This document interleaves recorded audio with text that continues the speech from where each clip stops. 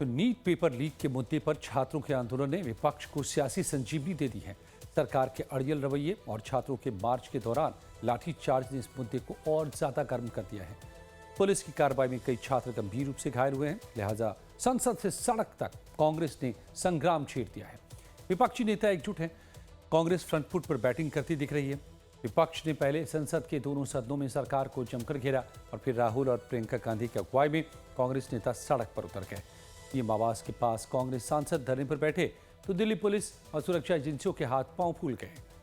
आपको दिखाएंगे कि संसद से लेकर पीएम आवास तक किस तरह से सियासी घमासान छिड़ा और कैसे विरोध के शोर के बीच संसद की कार्यवाही ठप है। ना तो किसी बिल पर चर्चा हो रही है, ना बहस। आपको ये भी दिखाएंगे कि कैसे विपक्ष के हमलों से सरकार घिरी नजर आ रही है। लेकिन पहले आपको दिखाते हैं संसद से सड़क तक आक्रोश की कुछ तस्वीरें। पहली तस्वीर एनडीए संसदीय दल की बैठक की है। मंगल मिलन कार्यक्रम में पीएम मोदी ने कहा कि छात्रों के भविष्य के साथ कुछ भी बुरा नहीं होने देंगे। उन्होंने कहा कि पेपर लीक राजनीतिक विषय नहीं है, लेकिन विपक्ष इसे मुद्दे पर पूरी तरह से हमलावर है। संसद के दोनों सदनों में हंगामे की वजह से कार्यवाही स्थगित करनी पड़ी। लगातार दूसरे दिन संसद में कोई कामकाज नहीं हो पाया। राहुल गांधी ने कहा कि लाठीचार्ज के मुद्दे पर पीएम छात्रों से माफी मांगे।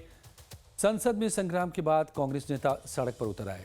राहुल गांधी और प्रियंका गांधी की अगुवाई में कांग्रेस के तमाम सांसद और वरिष्ठ नेताओं ने संसद से पीएम आवास तक मार्च निकाला और फिर पीएम आवास के पास ही धरने पर बैठ गए। राहुल गांधी के साथ कांग्रेस अध्यक्ष खड़गे, महासचिव जयराम रमेश समेत तमाम नेता मौजूद थे। इस दौरान पुलिस ने कई नेताओं को हिरासत में भी लिया। प्रधानमंत्री चुप्पी तोड़े।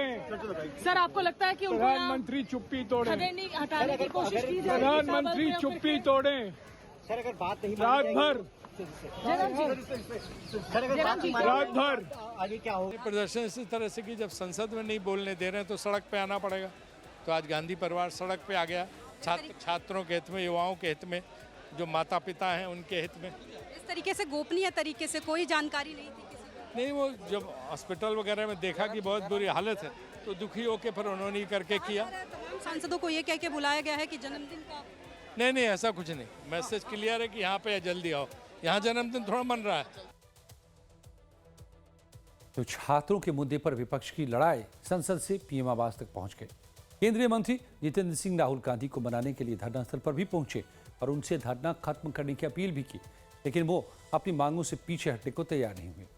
राहुल गांधी से मिलने के बाद जितेंद्र सिंह गृह मंत्री अमित शाह से मिले और उन्हें हालात की जानकारी दी। पीएम आवास के बाहर धरना प्रदर्शन को लेकर राहुल गांधी ने एक्स पर लिखा कि सरकार न तो कोई जिम्मेदारी लेना चाहती है और न ही संसद में इस पर कोई बहस कराना चाहती है। देश के युवाओं का भविष्य बर्बाद करने के लिए प्रधानमंत्री और गृह मंत्री को इस्तीफा देना चाहिए। राहुल गांधी ने लोगों से प्रधानमंत्री आवास के बाहर धरने में शामिल होने की अपील की और कहा कि हमारे छात्रों को न्याय मिलना चाहिए। छात्रों की आवाज को नजरअंदाज नहीं किया जा सकता। धरना प्रदर्शन से पहले राहुल गांधी और प्रियंका गांधी लाठीचार्ज में घायल छात्रों से मिलने अस्पताल भी पहुंचे थे।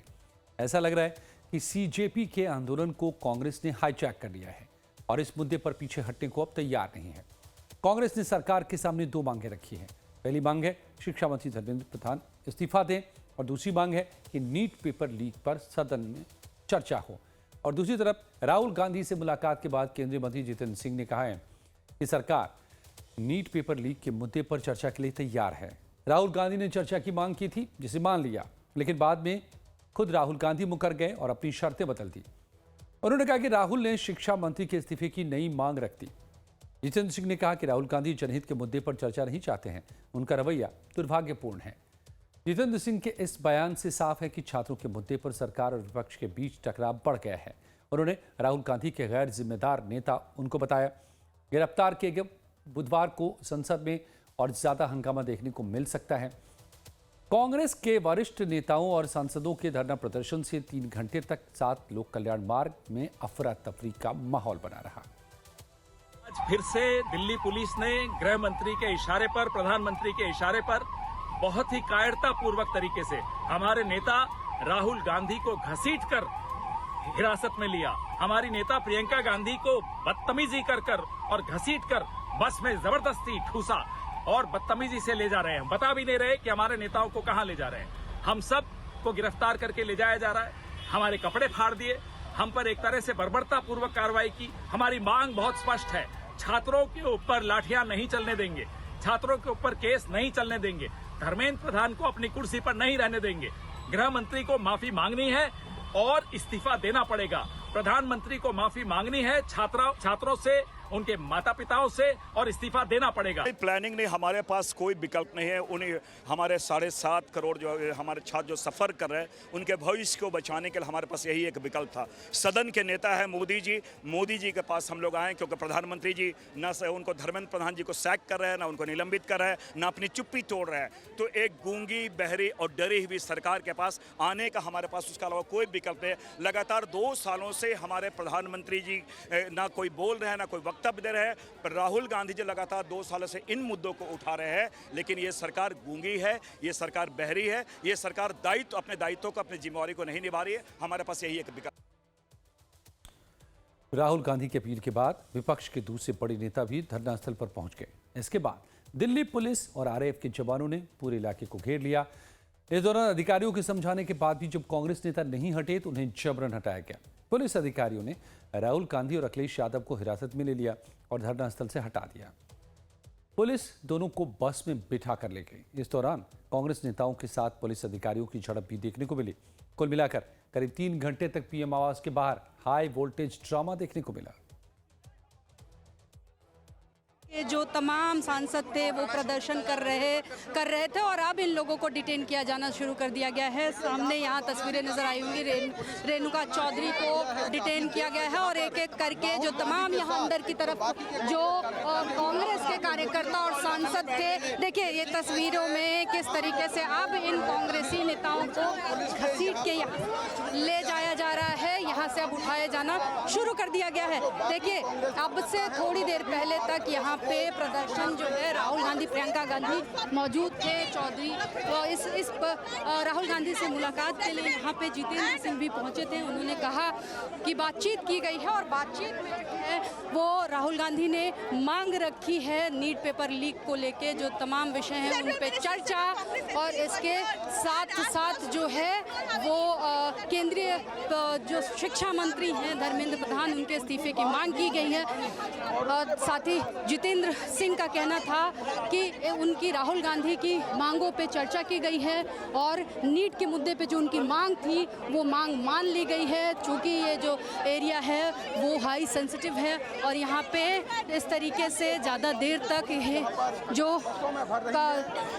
प्रदर्शन है इसकी वजह से लोगों को असुविधा हो रही है और अब जो है इन लोगों को यहाँ से हटाया जाना शुरू कर दिया गया है। राहुल गांधी, प्रियंका गांधी से लगातार जो है ये यहाँ पे बातचीत चल रही थी। पुलिस का के जो अधिकारी पहुंचे थे यहाँ पे उन लोगों के द्वारा की जा रही थी, लेकिन अभी भी प्रदर्शन यहाँ पे जारी था, बात नहीं बनी थी। और अब जो है यहाँ से अब इन तमाम जो प्रदर्शनकारी थे, सांसद के साथ साथ जो यहाँ पे जो तमाम समर्थक थे, सभी को यहाँ से उठा के ले जाया जा रहा है। तो आपको बताते हैं कि धरनास्थल पर कांग्रेस के अलावा विपक्ष के कौन कौन से बड़े नेता पहुंचे। राहुल गांधी, प्रियंका गांधी, मल्लिकार्जुन खड़गे, जयराम रमेश, पवन खेड़ा, डीके शिव कुमार, दीपेंद्र हुड्डा, अखिलेश यादव, डिंपल यादव, सुप्रिया सूले। सूत्र के मुताबिक कांग्रेस ने इस विरोध प्रदर्शन और धरने की योजना बेहद गोपनीय तरीके से बनाई थी। सांसदों और सीनियर लीडर्स को बर्थडे के नाम पर बुलाया गया और फिर अचानक पीएम आवास की तरफ मार्च कर दिया। यहाँ पर राहुल और प्रियंका की अगुवाई में सभी नेता धरने पर बैठे, जिसके बाद हाई सिक्योरिटी जोन में अफरा तफरी मच गई। बीजेपी की अगुवाई में छात्रों के आंदोलन और सोनम वांगचुक के अनशन से मोदी सरकार बैकफुट पर नजर आ रही है। एक तरफ कांग्रेस की अगुवाई में विपक्ष ने मोर्चा खोल रखा है तो दूसरी तरफ कॉकरोच जनता पार्टी ने जंतर मंतर पर मोर्चा खोल रखा है। बुधवार को इस मुद्दे पर संसद में चर्चा हो सकती है। Prime Minister had stated very clearly that all those who were involved in paper leaks are arrested. Prime Minister desires that these people should be given most stringent possible punishment. तो नीट पेपर लीक और छात्रों के आंदोलन के मुद्दे पर सड़क से संसद तक सियासत गर्म है। संसद के दोनों सदनों में हंगामे की वजह से कोई काम नहीं हो पा रहा है। ऐसे में सवाल यह है कि सरकार के जरूरी बिलों का क्या होगा। तो क्या बिना चर्चा के ही अहम विधेयक पास हो पाएंगे? क्या सिर्फ हंगामा करना ही विपक्ष का मकसद है? सरकार नीट पेपर लीक पर भी चर्चा को तैयार है, फिर इस तरह हंगामा और नारेबाजी क्यों? आपको दिखाते हैं पिछले 2 दिन में संसद में कितनी देर काम हुआ है। 20 जुलाई को संसद के दोनों सदन मुश्किल से 30 से 40 मिनट चले, कोई काम नहीं हुआ। लोकसभा की कार्यवाही टुकड़ों में करीब 20-25 मिनट चली, बाद में स्थगित करनी पड़ी। राज्यसभा में भी विपक्ष के हंगामे और नारेबाजी की वजह से विधायी कार्य नहीं हो सके और सदन की कार्यवाही टुकड़ों में करीब 15-20 मिनट ही चल सकी। इस दौरान 4 बार सदन को स्थगित करना पड़ा। आज भी दोनों सदन बिना कार्यवाही के भी स्थगित करने पड़े। लोकसभा आज भी कुल मिलाकर 20-25 मिनट चली। इस दौरान 3 बार हंगामे की वजह से कार्यवाही स्थगित हुई। उच्च सदन यानी कि राज्यसभा में भी हंगामा कम नहीं हुआ। छात्रों पर लाठीचार्ज समेत कई मुद्दों पर हंगामा की वजह से सदन सिर्फ 10-15 मिनट ही चल सका। 1 घंटे सदन चलाने में करीब 1.5 करोड़ रुपए का खर्च आता है, यानी कि जनता के टैक्स का करोड़ों रुपए हर बार संसद में बर्बाद होता है। सदन के हंगामे के पर अहम सवाल ये है कि आखिर सरकार के अहम बिल कैसे पेश होंगे, बिलों पर चर्चा कैसे होगी। सोमवार को 5 अहम बिल पेश होने थे जो पेश नहीं हो पाए। ये बिल हैं आयकर संशोधन विधेयक 2026, सुप्रीम कोर्ट संशोधन विधेयक 2026, जन्म मृत्यु पंजीकरण संशोधन विधेयक 2026, राष्ट्रीय सम्मान के अपमान की रोकथाम विधेयक 2026, एमएसएमई विकास संशोधन विधेयक 2026, परिसीमन और महिला आरक्षण विधेयक भी पेश किए जाने हैं, जिनको लेकर सरकार ने बड़ी तैयारी की है। दोनों सदनों में नंबर गेम सेट किया है, लेकिन सवाल यह है कि क्या इस हंगामे के बीच काम हो पाएगा। संसद में इन अहम मुद्दों पर, बिलों पर सरकार की रणनीति के मुताबिक चर्चा हो पाएगी। क्या सरकार के साथ विपक्ष की ये जिम्मेदारी नहीं कि जनता से जुड़े बिलों को अहम चर्चा के साथ पास कराया जाए।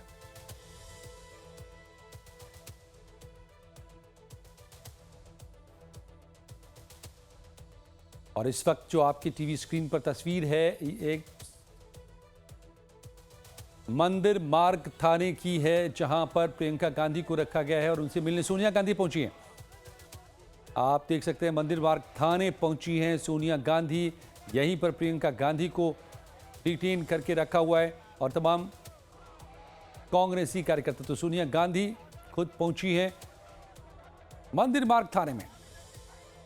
बड़ी तस्वीर, प्रियंका गांधी को इस वक्त रखा गया है, डिटेन किया गया था धरने से। उनको मंदिर मार्ग थाने में और वहीं पहुंची हैं प्रियंका गांधी मिलने।